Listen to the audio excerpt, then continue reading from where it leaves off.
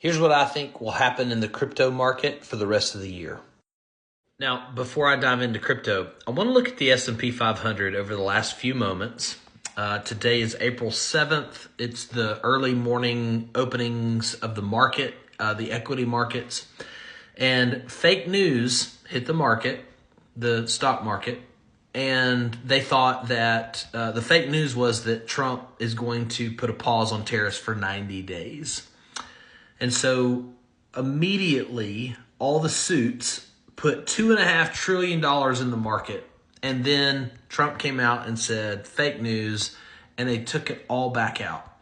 If this right here isn't a demonstration that stocks aren't some superior asset class to crypto, then I don't know what is. This looks like a meme coin from Solana or Pump Fund. So don't ever let anyone look down their noses at you for being a crypto investor. Now, here's what I think happens next. And I'm not talking about the next 48 hours of your life, okay? So if you're going to TikTok or YouTube and you're looking for people to borrow credibility, borrow conviction, borrow your next decisions from, if you're trying to export responsibility or delegate responsibility to someone else, no one knows what's going to happen in the future, okay? But it's important to have your own investment thesis, and that's simply what this is. This is my opinion based on market data.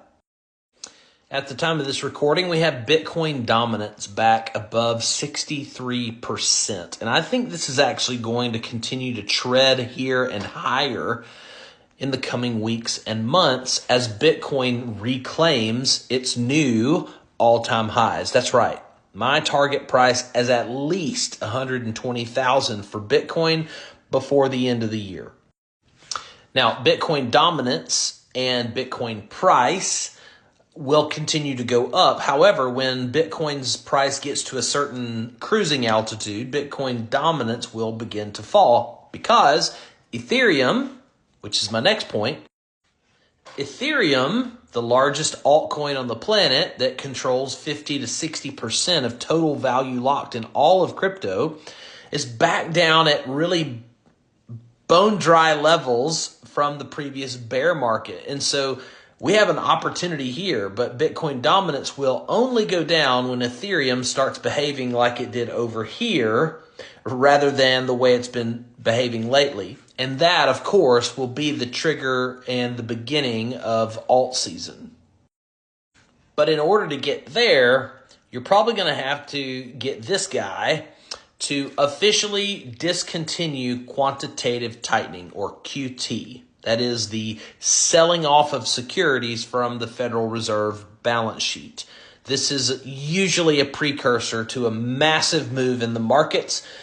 I'd say it's even more important than the whole trade wars and tariff wars, although those are having a very poignant effect on the narrative currently and driving a lot of fear into uncertainty and doubt. But in the coming weeks, you're going to see the tariff and trade war stuff start to subside, and the true issues that the market really is driven by, which is global liquidity, mainly the business cycles, are going to start emerging again. And if the Federal Reserve's QT is not in effect, that provides a much more supportive credit environment. And that's when markets rally. Yes, rally. It's going to rally. It's going to, and I'm recording this video during Black Monday, or the supposed Black Monday, April 7th. I'm putting this video out there in the depths of despair, in the mines of Moria, in the darkness of the soul of the markets, because this is when the contrarian actually ends up not following the flock, not joining the herd of lemmings and jumping off of the cliff because everyone else is. Instead, this is where the seeds of victory are planted. This is where you actually obtain your future wealth. But a crash is coming and recession will set in, but not yet. Not yet. And of course, obviously, you can view 2 consecutive S&P 500 days of 5% or more, 10% over 2 days as a crash. We always use semantics differently, regionally, different people with different dialects and different vocabularies, like quote unquote crashes. When I talk about a crash, it's not what we've experienced as of late. When I talk about a crash, I'm talking about true blue, recessionary, stagflation in the economy, depression era feeling crash. Like that's what I think is coming. What we're experiencing now is controlled demolition. It's not black swan. It's not floor falling out from under us.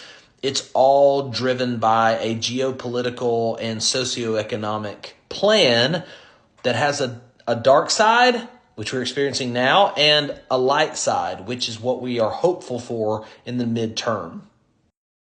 But at the end of the day, when it's all said and done, when you're finished following the news headlines or the next TikToker, the next YouTuber, the next contrasted opinion that you hear, at the end of the day, it's almost all tied to the global M2 money supply. It's almost all tied to the business cycles, which are elongating, and they're getting longer, creating a longer time horizon for many people who are expecting meme coin velocity in their portfolios. Even over a year or two, people are now starting to capitulate because they can't see beyond the trees. And unfortunately, a lot of times it's because they can't see the correlations of the actual big macro metadata that is truly what's behind the price action in your portfolio. So what do you do? What do you do? Do you throw in the towel and capitulate and take your toys and go home? Do you continue to try and grow and become the better version of yourself and acquire new skills that pay the bills, right? Do you continue to grapple with this thing called the market, albeit passive and doesn't require you to trade time for money as you would selling goods or selling a trade or a craft?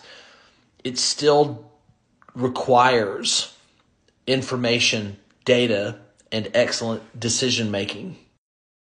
And I've found that humans oftentimes exercise an immense level of biases and they are incapable. And maybe this is an industrial revolution thing in public schools, which I am a product of, but having critical thought and being able to look at things, again, in a contrarian way that doesn't necessarily follow the populace. If you want to be like the populace, then continue doing what the populace does. But in moments like this, I'm doing the crazy thing. I'm not investing alone. I'm finding a group of people who share my core values that I invest alongside of. I'm enhancing my crypto literacy skills so that I know how to technically interact with the primary market and the actual crypto economy in a couple of $1 trillion market cap that has way more upside than any other asset class.